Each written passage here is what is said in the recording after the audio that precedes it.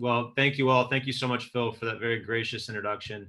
And thanks to you all for carving out some time to talk together about something that I think we all really value. Otherwise, we wouldn't be here.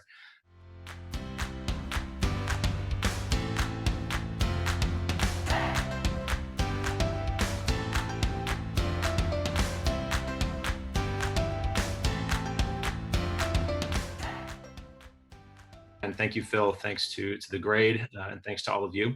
So, a couple of caveats before I launch into these remarks. The first is I will probably say several times, "Your boys this" or "Your boys that." The reason is that I work at an all boys school, and so I am completely overwhelmed by boys all the time. About 500 of them on campus, and many others who are going through the admissions and application process. So my apologies to your daughters, who merit just as much of your attention, if not more so. I have three of them myself, and they're just wonderful. Um, I'll also add the caveat that so much of what I'm going to share with you is gleaned from conversations with Heights parents, and in a most special way, some of you know, from my colleagues at the Heights. In particular, our headmaster, Alvaro de Vicente, who some of you may have had the opportunity to hear before. But I'm trying to be helpful and not necessarily original. So my hope is that by kind of serving as a funnel in some way of I think the incredible thought leadership of my colleagues, I can be helpful to you. I'm putting together a document that will hopefully have some links to different places where my colleagues have spoken about these concepts, and I'm happy to share that with you guys if that's helpful. But again, my deep gratitude to the many wonderful teachers that I work with for virtually all of what I'm about to tell you. So we're going to talk today about culture, and in a special way, this time of Corona, kind of culture in a time of quarantine, I guess you can call it.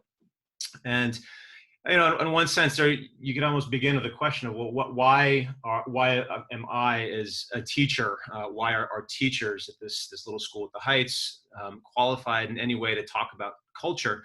And I would just say that really, as a school, we take a different view of education. And I'll just kind of start with how we see education generally. I think for many years, the societal understanding of the role of education has been evolving and changing. You see this even in the time of Charles Dickens, with Gradgrind telling his teachers and his pupils that all they should worry about are facts, nothing else, nothing more. And now more recently, we see some well-intentioned, I think, reforms that are directed towards inculcating skills and just teaching our children how to do things and how to get things done so that they can go to college and be career ready, as if that is the end all and the be all of life. At the Heights, we take a different view. Our founding headmaster, Mr. Robert Jackson, said that the education really is the passing on of a culture. And so this is something that we take very seriously. And personally, I'll say, we see ourselves as educators, as custodians and as givers of a culture. And we're not alone in that effort to pass on our culture. We work hand in hand with parents, because we view parents as the primary educators, right? We're not a school where you kind of drop your kids off and then you get them back in 10 years and they're this beautiful finished product. To the contrary, we work very closely with parents. Our job is a supporting role. Our job is to support you. And so as parents, you yourselves also are educators. You are formers of culture.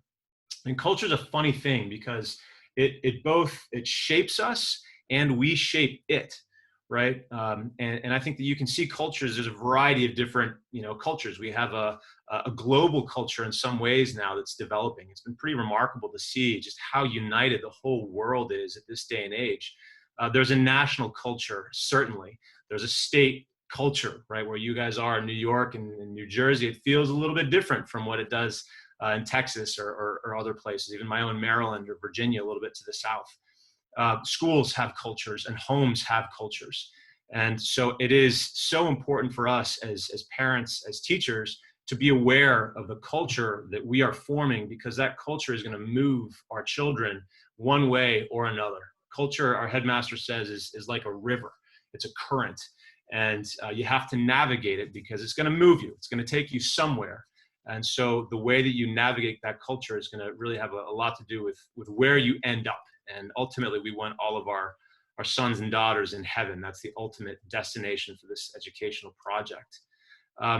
So let's get into a little bit. What is culture? Again, our headmaster defines culture as the accepted behaviors in a particular group. You can find a lot of different definitions of cultures, and I think a lot of names for culture. De Tocqueville talks it as mores. There's so many different ways to describe what we mean. But ultimately, I think I do like Alvaro's definition, his description. They're accepted behaviors, because when we speak about behaviors, ultimately we're talking about habits. And when we talk about good habits, those habits we know as virtues. And when we speak about bad habits, we call those vices, right? So the question is how to create a culture in our homes and in our schools that helps navigate our sons within this broader cultural milieu towards a life of virtue, of good habits that ultimately lead themselves and others to heaven. We are in such a unique time and place because, in general, I think we live very public, active lives, which is sort of what Alexis de Tocqueville predicted over 100 years ago, right? Americans, we love association, we love being busy, we love industry.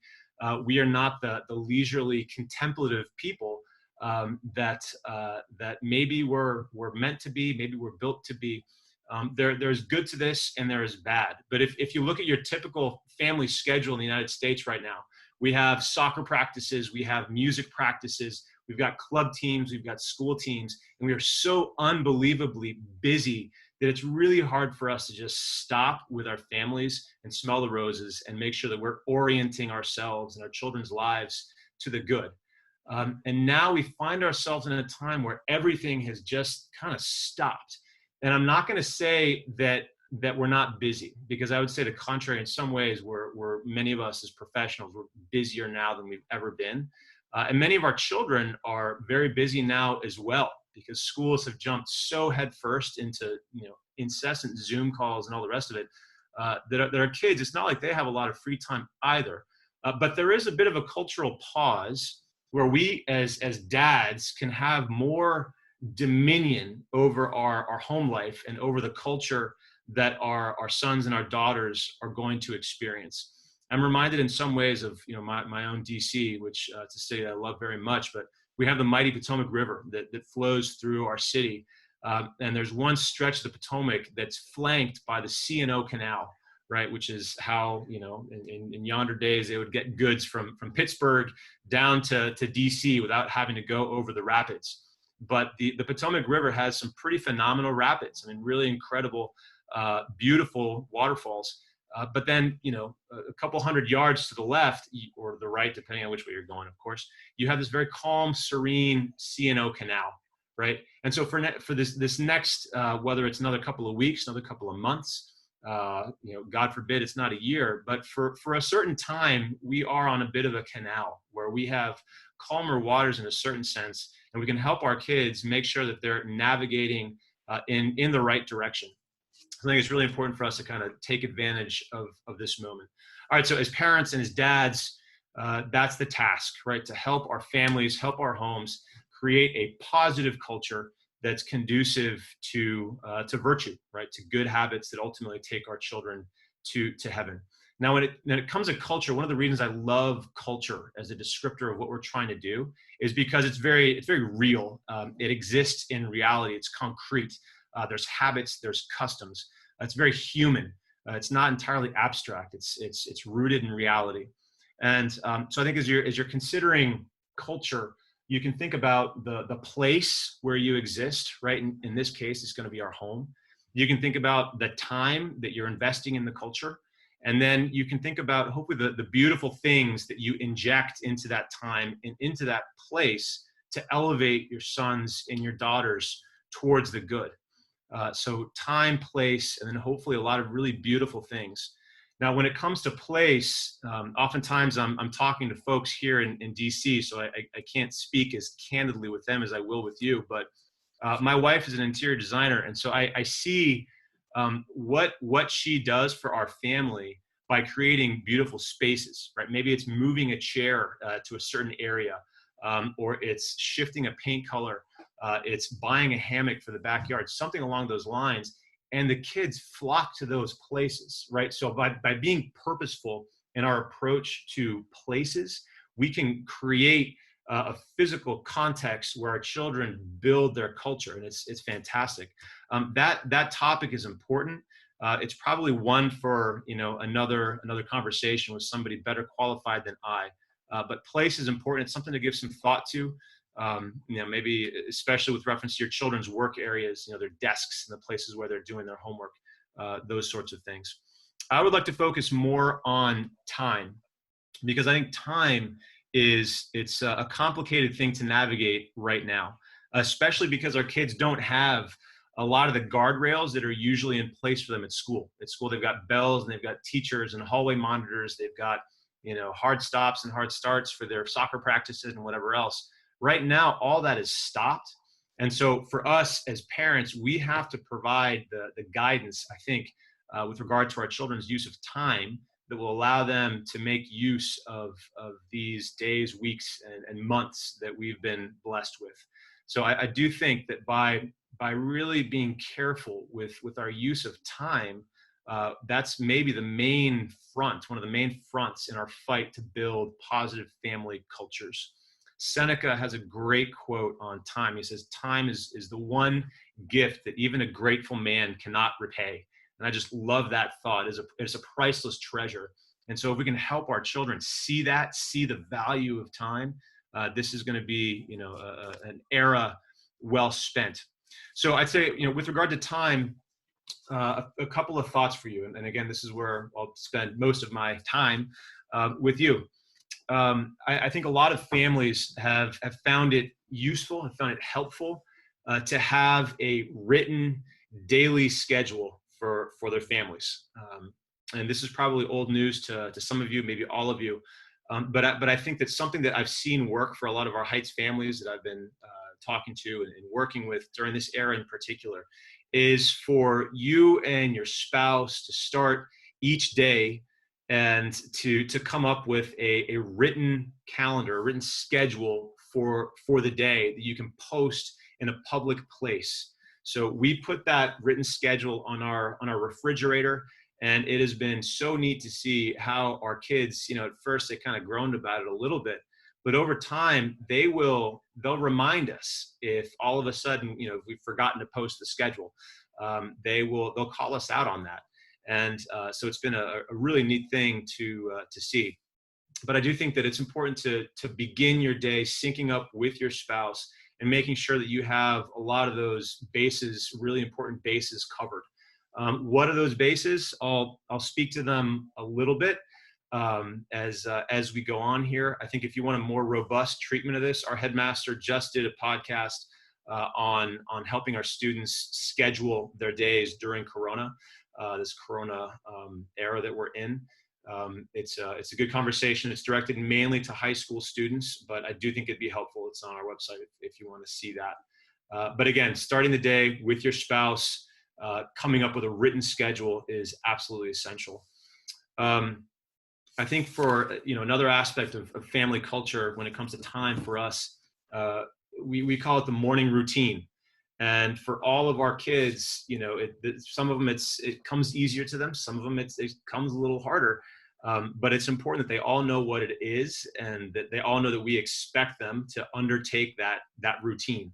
And it begins with a heroic minute. Ideally, even though we are all kind of secluded in our homes from the outside world, even though we could very easily go upstairs to wake our kids up, best case scenario is for the kids to still wake themselves up in the morning, to set their alarm for a time certain, and to get up and out of bed to begin the day with that first victory, with a first win.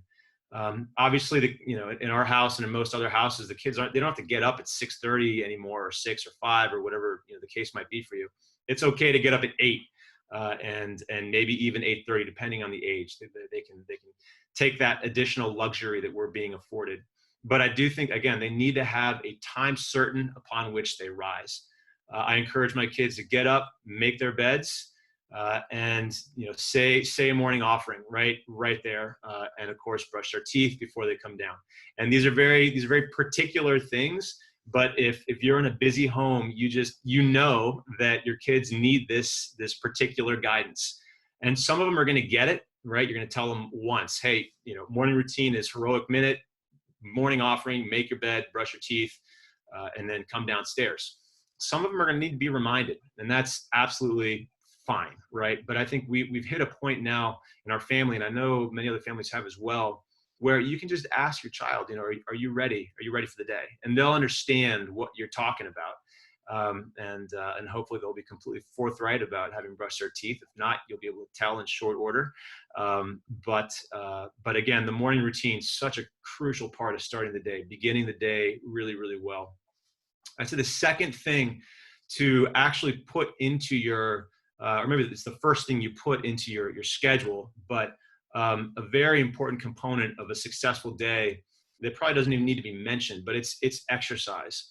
And I think there's a lot of good reasons for that. I mean, I think in Friday's Wall Street Journal, I saw something like 2 or 3 articles that were directed to the importance of being outside and exercising, not only generally, but right now specifically, right? There's some sort of a link between vitamin D and our body's response to this virus.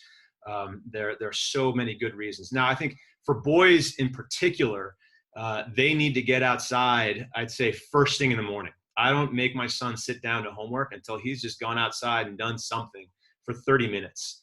And this is critical to his mental health and mine. At the Heights, we have about 500 boys, and they're offered, especially the little guys, they've got 3 recesses every single day.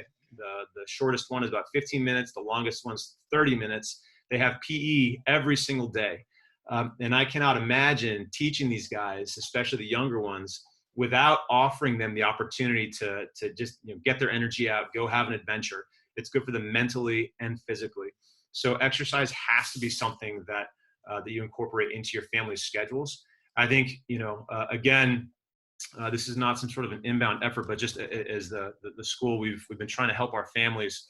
I include a link in this document that I'm putting together for you guys with a link to a body weight exercise program that our athletic director sent to all of our high school students. So that might be helpful to you. But a lot of families I know at the Heights, they're starting to work out together, right? They're starting to do push-ups together and squats and all sorts of other things. So again, a neat time to build that family culture of exercise. I think every afternoon, I always remember so fondly my sophomore year in Rome, Italy, just seeing the amount of walking that people did, not only in Italy, but I think all over Europe, people walk. As Americans, we drive places because it's faster and it's more efficient. But there's something really beautiful about just an afternoon stroll. And so that's something that's been great in my family. And I know many, many other Heights families are taking advantage of this time to get outside daily together just for a walk or whatever else. So exercise. Now, another thing to consider when you're making these calendars is boredom. I think boredom is a tremendously undervalued asset to parents who are trying to form a positive culture in their homes. I'd encourage every parent to really embrace boredom. I think right now we have this sense that we have to constantly entertain our kids and make sure they've always got something to do, right? That there's some activity that they're engaged in. What I have found, and I'm trying not to just kind of rely on my personal experience here, but my personal experiences have been, confirmed over and over and over again by, stories, interactions that I've had with my faculty and with other Heights parents. But some of the most beautiful moments that I've seen in the lives of my children have come right after they told me that they were bored. And I told them, well, go figure it out. Go do something. Our upper school head, Michael Moynihan, has a custom in his house. He's got a jar that's full of little pieces of paper with chores written on them. And so whenever a child comes up to him and says, "Hey, I'm bored," he makes them pick a chore out of the chore jar. And lo and behold, they don't tell them that they're bored very often, right? But I think you'll see a new level of creativity emerge from your children if you allow them to sit in boredom for just a little bit. It's countercultural, but I've found it to be a really actually a valuable ally in our efforts to raise and form these kids. I know my own children in times of boredom have, they've dug holes, they've built stuff, they've taught themselves how to ride bikes. I mean, there's so many things that the kids can do when left to their own devices long enough. You have to push past a little bit of a threshold, but once you get there, it's beautiful to see what happens, and not only individually but also collectively, right? Because it's better to play together than to be bored alone. So you'll see your kids start to play games with each other, and older siblings start to read to younger siblings. It's an incredible thing. Now, the enemy of boredom and the enemy of a lot of the good things that I think we'll be talking about together today are the screens. And I don't mention screens as an evil in se. They're not intrinsically evil. They're a tool, and they're a tool to be managed very, very carefully, especially in this day and age. And the whole topic of screens it's its whole animal. That's a whole nother talk that I'm sure will be offered, God willing, at a later date. But for purposes of just this presentation, I would say, again, fight to the best of your abilities this entertainment culture that offers the screen as the consistent solution to any instance of boredom. I would also say just careful in a particular way with our older sons and daughters. I'm seeing this with my own daughters now. As our education shifts online, they're all of a sudden, it's not just entertainment that's happening online, it's also education. And the risk there is that if teachers, we're working really, really hard, and we need to communicate with our students. So we do this by email.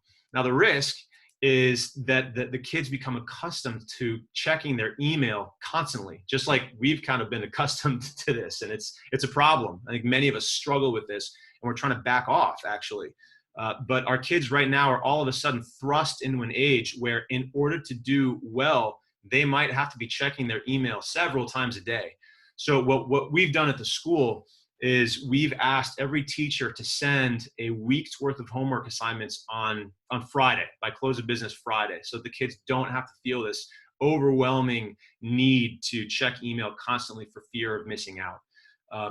But for our high school guys, we advise them to check their email once in the morning, just for any updates, and then once in the evening, and that's it. Because again, we don't want them to get in the habit of letting their email boxes become their to-do lists. We don't want these just checks, we call them, to kind of take over their life. Another risk for this Corona era to be aware of are just, there are a lot of really good uses of screens. Kids can stay in touch with their friends. They can do class Zoom calls. They can have class over Zoom. All sorts of amazing things you can learn how to do on YouTube. All of those things can be done on a screen in your living room or in your kitchen. I would just implore all of you, to the best of your abilities, to keep screens out of the second floor of your homes, out of bedrooms. It's just a much easier way forward for the boys who are not, and the girls, I suppose, they're just not equipped at that age of their life to handle some of the curveballs that our popular culture throws at them through these machines. There's some very sophisticated, powerful forces at work that would love to get in your son's minds. And I don't think I have to elaborate here, and your daughters, of course. Again, there I go. But I think a lot of that is helped by keeping the screens in a public place, in your kitchen, in your living room. And you can afford some, reasonable privacy to the kids. You don't need to be hovering. You want to educate in freedom, of course. But freedom demands a certain ability to handle that responsibility. And in our view, our opinion, oftentimes these kids don't have the judgment that they need to handle the internet solo, especially on their own in their rooms for extended periods of time. So screens, a great, really interesting, cool tool, right? You can have Zoom calls with grandparents. You can have, you can have Zoom calls with your cool uncle in New York City, but also things to be aware of with screens. The antidote maybe to the screens are books, and I see several. I have you all up on a gallery view here. I wish we were in the same room together. But behind many of your shoulders, I see books, and so I'm probably preaching to the choir here. I would encourage all of us to have home libraries, and it doesn't have to be a big expensive library full of brand new hardcover books from Borders. It can just be it can be a used shelf that you get from a thrift shop, and it can be full of used books that you get at the public library. So it doesn't have to be complicated, but you want your kids to see books all the time. You want them to be surrounded by books. You want them to stumble into books almost as if by accident, because ultimately that's the best way for them to become readers. If you really want your child to read a book, I mean, one of the great things you can do is just make sure you kind of leave it out purposefully on a bedside table or out on a dining room table. Ideally, your child kind of stumbles across the book and picks it up, and that's the beginning of a new relationship. But I found with some of my kiddos that the worst thing I can do if I want them to read a book is say, here, you must read this. It is good for you. That can backfire really quickly. But just having books around as these old friends that your kids can, run into and explore, that is just a great way, I think, to offer an out to the boredom that is a catalyst for so much great activity. So more books, fewer screens, not no screens, but just fewer curated screens. The couple other things I'd say for culture during this time. One would be to make sure that you put time for prayer in your schedule for the day. Prayer is, again, just another huge topic, and we've got to be careful here because on one hand, we have our kids with us now all day long, every single day, right? So there's we want our kids to pray. There's the risk, though, that if you push too hard, you might end up kind of getting a little bit of a Heisman response from them. Right? Prayer ultimately is a relationship. It's a friendship between ourselves and God. And you need your kids to enter that relationship willingly. You can't force prayer because prayer is a disposition of the soul. It just can't be forced. So, what I would say, what's worked for me, what our headmaster, and, I take all of my cues from, our faculty and my boss. They've never led me astray. But we offer opportunities for prayer. I will say that during these Corona days, we watch a mass online once a day. My wife and I do that, and our pastor is very funny, and so our kids have just kind of asked they haven't asked, they've just done it. We just kind of gather around the computer and we watch mass together, and it's been great. But I think with prayer, what I would offer is this, that kids love being asked to pray for things, right? So I think it could be tough to kind of require a daily rosary, although I know families who do that, and they do it very beautifully, and their kids are prayerful. So this is not like a one size fits all. It's not. But I do think that whatever your approach, it can be really useful to ask our children to pray for people, and especially now in a day and age where there's sickness and there's suffering all over the place. There's no shortage of prayer intentions. So this can be a way to encourage your children to pray without being too heavy-handed, which can have its drawbacks. In our family, just to kind of show my own personal cards here a little bit, we've been watching this daily mass, which has been great, and then we say the rosary. My wife and I, when we're doing the dishes at night. Oftentimes the kids, they might not be saying it, but they're sitting close by, which for us is good enough. The last thing that I'll speak to is family dinners. This is a custom that can be resurrected during this Corona era, and it's something that I think is so important to have a 30-minute time period every day where your family is fully assembled together in conversation. These are incredibly powerful moments that I encourage all of us, to the extent possible, to continue during this time, or maybe to renew during this time, or maybe to start for the first time. And so the risk with dinners is, we have this we've got this HGTV, Chip and Joanna Gaines mentality where, all right, a family dinner means, classical music and candles and a gourmet filet mignon, and all the children are sitting around and they're perfectly pressed Oxfords. I mean, and that doesn't happen, right? It happens sometimes, and those are blessed moments that we can be grateful for. But a lot of times, dinner in our homes is a zoo, and that is 100% a-okay. Again, just to quote our headmaster, he says that when you're looking back on all the family dinners that you've had, what you want to see is you want to have a lot of really bad family dinners.